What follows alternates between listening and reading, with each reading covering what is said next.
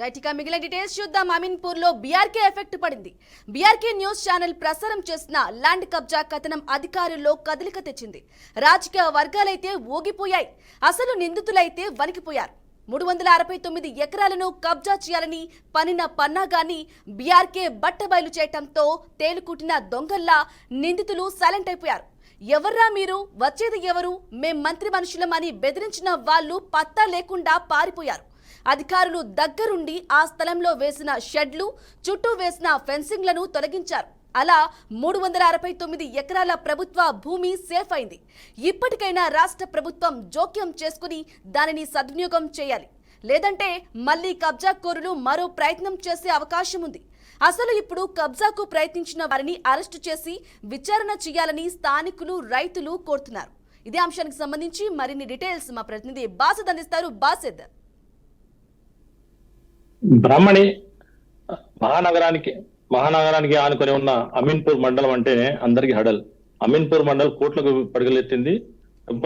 అమీన్పూర్ మండల పరిధిలోని ఇప్పుడు బొమ్మన్కుంట కూడా కోట్లలో విలువ పలుకుతుంది. ఈ విలువ పలుకుతున్న నేపథ్యంలోనే కొంతమంది మాఫియా దీని మీద కన్నేసింది. బొమ్మన్కుంటలో కనీసం 625 ఎకరాల ప్రభుత్వ భూమి ఉంది. ఇదంతా గత 50-60 సంవత్సరాల నుంచి ఇక్కడే ఇది లావణి పట్టగా ఉండిపోయింది.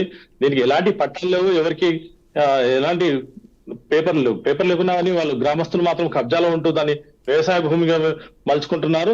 ప్రస్తుతం అయితే 625 ఎకరాల్లో 256 ఎకరాలకు లావణి పట్టాగా మలిచి గతంలో వాళ్ళకు లావణి కాస్త ఇచ్చారు, ఓఆర్సీలు ఇచ్చారు. ఓఆర్సీలను వాళ్ళు ఆసరా చేసుకుని ఆ గ్రామస్తులు తనదే అని దాని పట్టాలుగా సృష్టించే విధంగా వాళ్ళు ప్రయత్నాలు కొనసాగుతుంటే అది కోర్టులో వివాదాస్పదంగా ఉంది. ప్రస్తుతం అది పోను 339 ఎకరాల భూమిని అక్కడ మిగిలి ఉంది ప్రభుత్వ భూమి. అది లావణి పట్టాది మస్తా ల్యాండ్ అని చెప్తారు.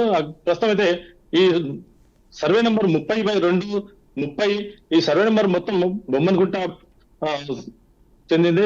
ప్రస్తుతం అయితే 30 సర్వే నెంబర్ లోనే గ్రామం కూడా ఎండు కట్టుకొని కూడా నివాసం ఉంటున్నారు గ్రామస్తులు.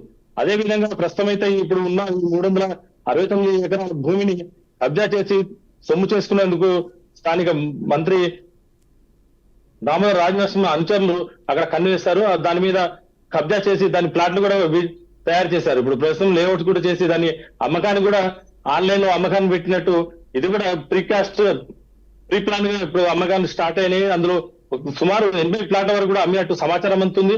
ఆ అమ్మిన సమాచారం తీసుకొని మన బీఆర్కే న్యూస్ అందడంతో బీఆర్కే న్యూస్ దాన్ని బట్టబయలు చేయడం జరిగింది.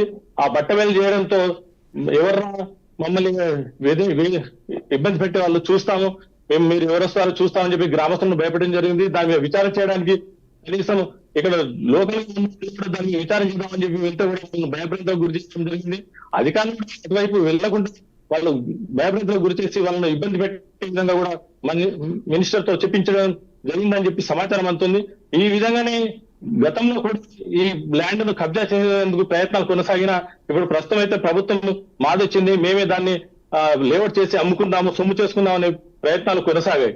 కానీ దాన్ని బీఆర్కే న్యూస్ దృష్టికి రావడంతో వరుస కథనాలు ప్రసారం చేసింది. నిన్నటి నుంచి వరుస కథనాలతో ఈ రోజు స్పందించిన రెవెన్యూ అధికారులు, పోలీసులు అక్కడ కబ్జా చేస్తున్న ప్రాంతానికి చేరుకొని అక్కడ నిర్మించిన షెడ్లతో పాటు ఇండ్లను కూడా కూల్చివేయడం జరిగింది. ఆ నిర్మాణాలు కూల్చివేస్తుంటే ఎవరు కూడా ఇక్కడికి రాలేదు, వస్తే కూడా వాళ్ళని అరెస్ట్ చేసేందుకు కూడా ప్రభుత్వం సిద్ధంగా ఉందనే విషయాన్ని ప్రభుత్వం చెప్పింది. అక్కడ ప్రస్తుతం అయితే ఇప్పుడు ఆ భూమి సేఫ్ గా ఉంది. దాన్ని స్థానిక కలెక్టర్ తో పాటు ఈ జిల్లా కలెక్టర్ అధికారులందరూ దాన్ని స్వాధీనం చేసుకుని దానికి ఫెన్సింగ్ వేసి మరో ప్రభుత్వం భూమిని ఎవరికి కబ్జా చేయకుండా కాపాడాలని చెప్పి స్థానికులు కూడా చెప్తున్నారు.